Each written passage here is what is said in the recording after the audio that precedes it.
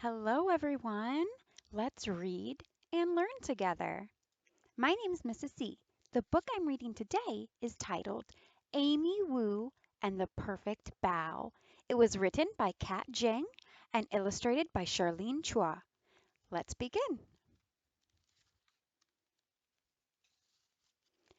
Bow is pronounced bow, not like bow. You can see this kitty's wearing a cute bow. Growing up in a Mandarin speaking family, I always said baozi instead of bow and pronounced the word differently, but the Americanized pronunciation is usually just bow. That's a note from the author who wrote the book.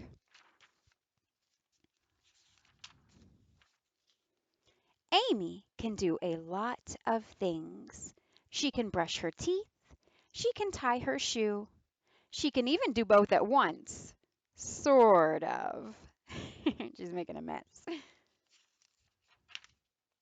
But there's one thing Amy cannot do. She cannot make the perfect bow. Sometimes they come out too small. Sometimes they come out too big. Sometimes she adds too much filling. Look at that one overflowing. Sometimes not enough. The cat's like, huh, where is that filling? And sometimes they fall apart before they even reach her mouth. Amy's mom and dad make a perfect bow. So does her grandma. Their bow are soft and fluffy and so delicious. Look, her sign says, do not disturb. Amy could eat them all day. Sometimes she does. Perfect bow plan. Look at all these pictures she's got.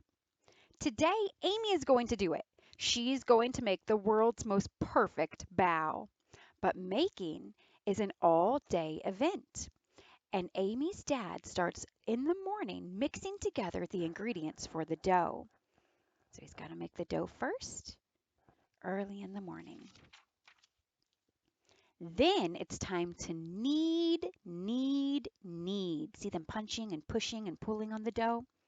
He pushes the dough. He punches the dough. Amy gives it a try too. They leave the dough to rise. So it takes time. You've got to leave the dough alone. Amy keeps an eye on it just in case. It grows bigger and bigger and even bigger. Amy's dad squishes the dough down just in time.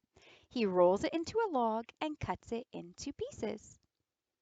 Meanwhile, Amy's mom seasons meat for the filling. She adds garlic, mushrooms, ginger, salt, and pepper. Everyone gathers around the table and rolls up their sleeves. It's time to get to work. Amy's first bow turns out a little funny. So does the second. It's hard to know how much filling to add. Too little and the bow is sad and empty. Too much and oops! The cat doesn't think oops. She thinks woohoo! It's also hard to pinch the bow shut just right. Pinch, pinch, pinch. Amy watches her mom make a perfect bow. Amy watches her dad make a perfect bow. And her grandma, too. Like her grandma made two of them at the same time. They all tried to teach her. Roll out the dough like this, says Amy's dad. Use just enough filling, says Amy's mom. Pinch, pinch, pinch, says Amy's grandma. Look, Amy's like, I know all of that already. But Amy's bow just aren't the same. They are too empty, or too fat, or they have holes in them and they leak. Maybe today won't be the day after all. Maybe Amy just can't make a perfect bow. Then Amy has an idea. The pieces of dough were cut for grown-up hands. but Amy's hands are very small. She whispers her idea into her grandma's ear. Amy's grandma cuts each piece of dough into two smaller pieces, Amy-sized pieces.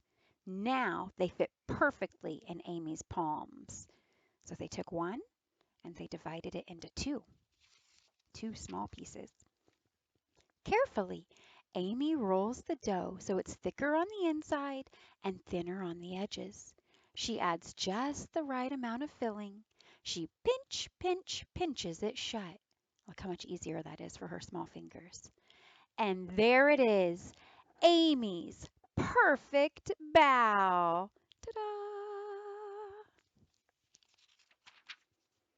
She makes another and another and even more after that. Look, she ran out of space. She puts one on top of the kitty cat.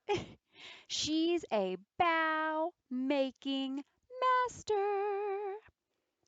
Soon all the dough and filling are gone. Everyone is tired, but they're not done yet. Amy's grandma boils a big pot of water.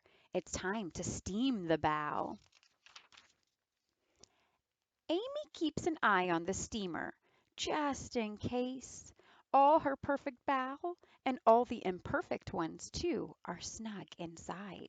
Imperfect means not perfect. You cook those ones, too. Look, her book says the Bow Awards are now, but she's reading it upside down. The bow are done. Amy's mom lifts the lid off the steamer. Whoosh! Out comes a puff of steam. Amy can't see anything at all. The steam clears. There are Amy's perfect bow. They are not too small. They are not too big. They have just the right amount of filling, and they do not leak. They are soft and fluffy and so delicious. Amy eats one, then another. Then she eats one of the not so perfect bow. And you know what? It tastes just as good. There she is at school the next day, sharing some of her bao with her friends. Look, they're all eating them too.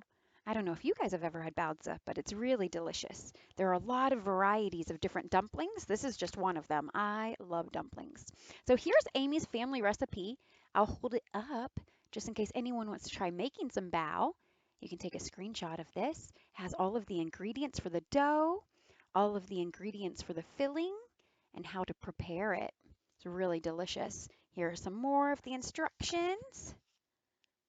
So maybe someone might want to try this recipe out. I've made bao with my kids. You definitely want to have a few people helping you. If you do it on your own, it's going to take a long time, but it's lots of fun to do together.